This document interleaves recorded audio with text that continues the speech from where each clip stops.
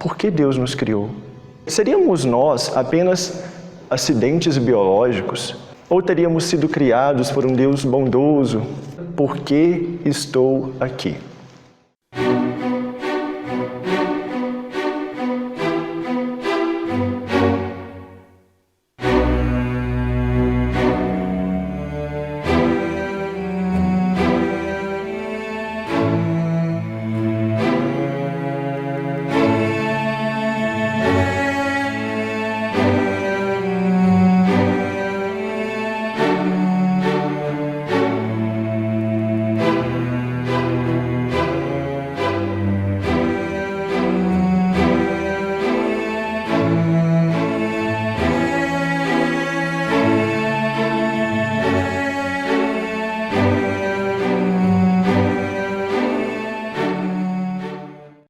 Em nome do Pai, e do Filho, e do Espírito Santo. Amém. A vossa proteção recorremos, Santa Mãe de Deus. Não desprezeis as nossas súplicas em nossas necessidades, mas livrai-nos sempre de todos os perigos, ó Virgem gloriosa e bendita. Em nome do Pai, e do Filho, e do Espírito Santo. Amém. Olá, meu irmão, minha irmã, que nos acompanha aí de casa. Esse é o primeiro vídeo de uma série de outros, em que nós iremos navegar pelos mistérios de nossa fé. Eu sou o seminarista Vitor Gustavo, do Seminário Maior Dom José André Coimbra, e você é convidado a meditar conosco sobre a fé aplicada. Nós utilizaremos como base esse livro aqui, do padre norte-americano Léo Trees. Esse meu é da editora Quadrante. Então, caso você tenha ou queira adquirir, será fundamental na sua formação. Um livro realmente muito bom. Então, seguindo os tópicos que o próprio Padre Trees propõe no seu livro, o primeiro de todos os temas é o fim da existência do homem, que é o capítulo 1. Mais especificamente, a pergunta: por que estou aqui? Bem, seríamos nós apenas acidentes biológicos?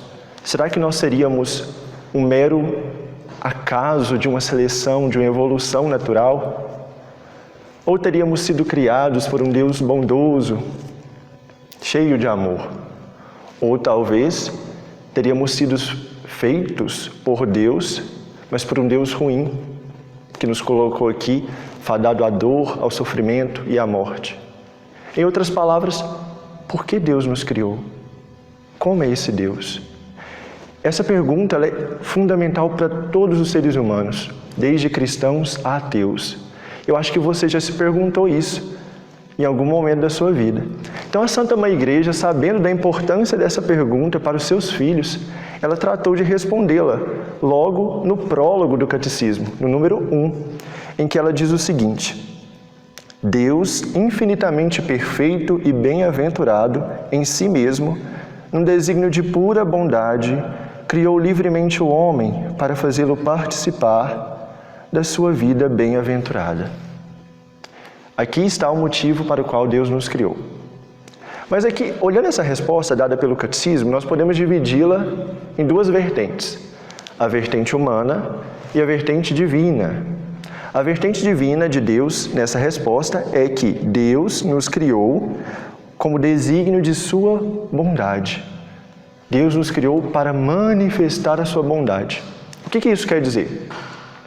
Que o motivo da criação do homem é o próprio Deus. Olha, vamos explicar para ficar mais claro. Deus é perfeito e Ele só pode fazer ações perfeitas. É impossível nós concebermos um Deus perfeito que faz alguma coisa imperfeita, não é mesmo? Mas nós, seres humanos, somos imperfeitos.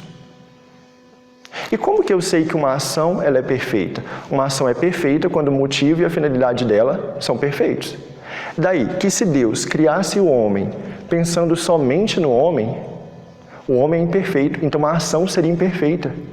Daí que para que a criação do homem fosse uma ação perfeita e correspondesse com Deus perfeito, o motivo da criação deveria ser o próprio Deus. Daí que Deus nos criou para manifestar a sua bondade. Nós somos um reflexo da bondade de Deus. Nós somos um reflexo da glória de Deus. Nas palavras de Santa Elizabeth da Trindade, nós somos o louvor de glória de Deus. Mas aí talvez nós nos perguntemos, né? Mas se Deus nos criou para manifestar a sua bondade, seria Deus egoísta? Essa pergunta, de certa forma, não faz nem sentido, porque estaríamos projetando para Deus um defeito humano, o defeito do egoísmo.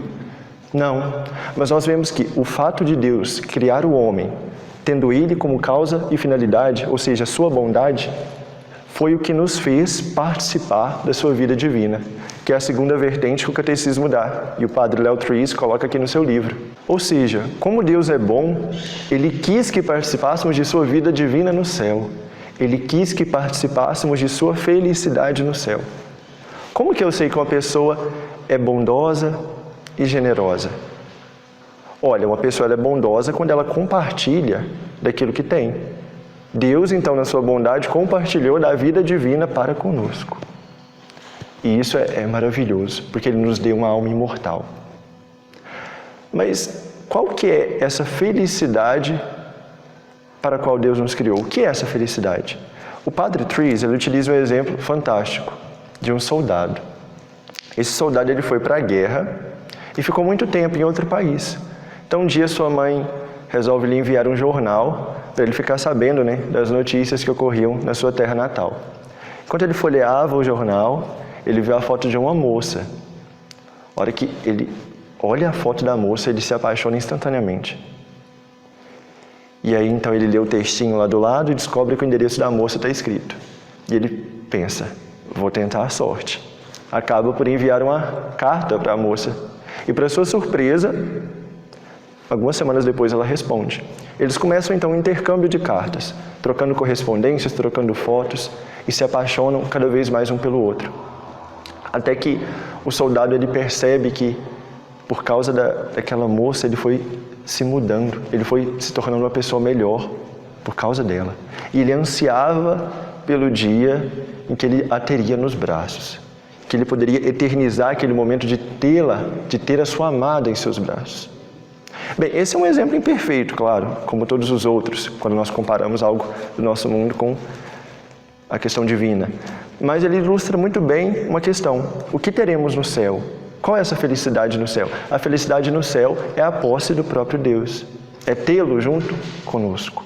Felicidade é essa que São Paulo diz na primeira carta aos Coríntios, capítulo 2, versículo 9, que olhos nenhum jamais viram, ouvidos algum jamais ouviram, coração nenhum jamais sentiu.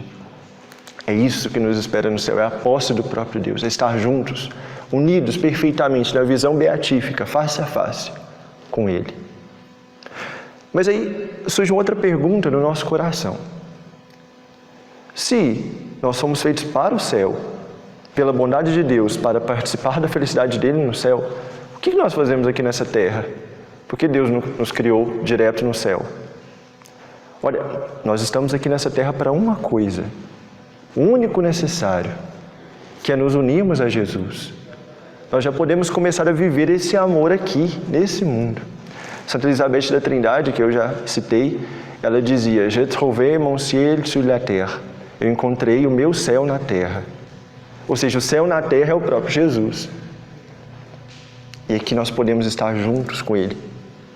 E como disse Santo Agostinho, só assim nosso coração encontrará repouso. Quem não está junto a Jesus neste mundo é vazio. É vazio e tem sede por devorar e não por amar. Mas quem tem Deus, já dizia Santa Teresa d'Ávila, quem tem Deus, nada falta, porque só Deus basta. Mas como que eu posso chegar até esse Deus? O que eu devo fazer para conhecê-lo aqui nessa terra? E o que eu devo fazer para viver a felicidade no céu? Qual que é o caminho que eu devo traçar? Jesus não nos deixou à mercê dos nossos pecados e das nossas mazelas. Ele quis nos ensinar. Ele deixou um caminho. Se você está aí ansioso para descobrir, continue acompanhando os nossos vídeos, fique conosco e venha descobrir qual é esse caminho que o Mestre deixou. Que o Senhor nos abençoe. Ele que é Pai, Filho e Espírito Santo. Amém.